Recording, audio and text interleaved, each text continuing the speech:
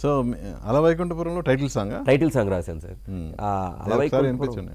అలా వైకుంఠపురములో అడుగు పెట్టింది పాశమే, విలాపాలున్న విడిదికే కలాపం కదిలి వచ్చనే, గొడుగు పట్టింది గగనమే కదిలి వస్తుంటే మేఘమే రాసుంటాను నేను సార్.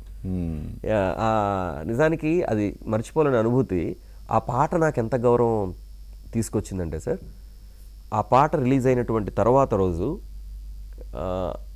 40 నుంచి 50 ఫోన్ కాల్స్ వచ్చి ఉంటాయి సార్ పాటలు రాయమని. పాటల కోసమే 40 నుంచి 50 ఫోన్ కాల్స్. అంత విలువ తీసుకొచ్చింది నాకు. ఆ విలువతో పాటు శాస్త్రి గారి పక్కమట కూర్చొని ఒక పాట గురించి చర్చించేటటువంటి ఒక స్థాయిని నాకు కల్పించింది సార్ ఆ పాట. దానికి నేను త్రివిక్రమ్ శ్రీనివాస్ గారికి, కృష్ణ చైతన్య గారికి, తమన్ గారికి ఆ జన్మ అంతా రుణపడి ఉంటాను. ఇక నేను వెనక్కి తిరిగి చూసుకునే ఇది లేదు అన్న కాన్ఫిడెన్స్ ఎప్పుడు వచ్చింది సార్? నాకు ఆ కాన్ఫిడెన్స్ వచ్చింది అఖండ తర్వాత వచ్చింది సార్. అఖండ ఎప్పుడైతే సినిమా అంతా పనిచేస్తున్నాను, అఖండ రిలీజ్ అయింది, అఖండ పాటలకు చాలా మంచి పేరు వచ్చింది. అక్కడి నుంచి ఇంకా నాకు ఓకే మనం నిలదొక్కున్నాం ఇండస్ట్రీలో. దాన్ని నేను నిలదొక్కున్నాను అని ఖచ్చితంగా నాకు అనిపించింది సార్. మిగతా వాళ్ళకు కూడా అది అనిపించిందన్న సందర్భం మాత్రం ఆచార్య సినిమాలో జరిగింది సార్. ఆచార్యలో నేను ఒక పాట రాశాను సార్. మణిశర్మ గారు నాకు అవకాశం కల్పించారు. మణిశర్మ గారు నన్ను పిలిచి ఒక పాట రాయాలరా అని చెప్పారు. నేను ఒక పాట రాశాను సార్. అందులో ఏ పాట అది? విశాల విశ్వపోషణి అని చెప్పేసి ఫైట్ సాంగ్ ఒకటి వస్తుంది సార్.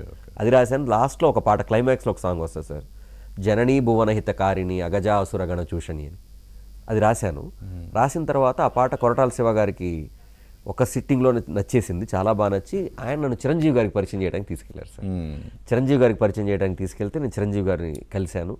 కలిసిన తర్వాత ఏం చేస్తున్నావమ్మా అన్నారు. అంటే సంగతి సార్ అంటే జాబ్ రిజైన్ చేసావా అన్నారు. చేయలేదు సార్ అని అంటే చేసే రిజైన్ అన్నారు. నిన్ను ఎక్కడికి పంపాం, ఇండస్ట్రీలోనే ఉంచుకుంటాం అన్నారు చిరంజీవి గారు. అంటే మెగాస్టార్ అంటే ఇండస్ట్రీలో మనం పనిచేయాలనుకునేటువంటి ఒక స్టాల్ వర్ట్, అలాంటి ఒక స్టాల్ వర్ట్ చేతిలో నిన్నెక్కడికి పంపిస్తాను, నిన్ను ఎక్కడికి పంపించాం, నువ్వు ఇక్కడే ఉంటావు, ఇక్కడే కలకాలం ఉంటావు అని ఆయన ఒక మాట అన్నారు. దానికి కూడా బిగ్గెస్ట్ కాంప్లిమెంట్ ఏంటంటే పాట నాకు శివ తీసుకొచ్చి వినిపించినప్పుడు నేను శాస్త్రి గారు రాశారేమో అనుకున్నాను. ఎవరో కుర్రాడు రాశాడంటే ఎవరా కుర్రాడని పిలవమన్నాను.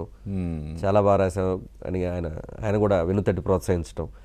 ఈ సందర్భంలో ఇంకా నేను అనుకున్నాను ఓకే ఇండస్ట్రీలో మనకంటూ ఒక స్థానం మనం ఏర్పరచుకోగలిగాం.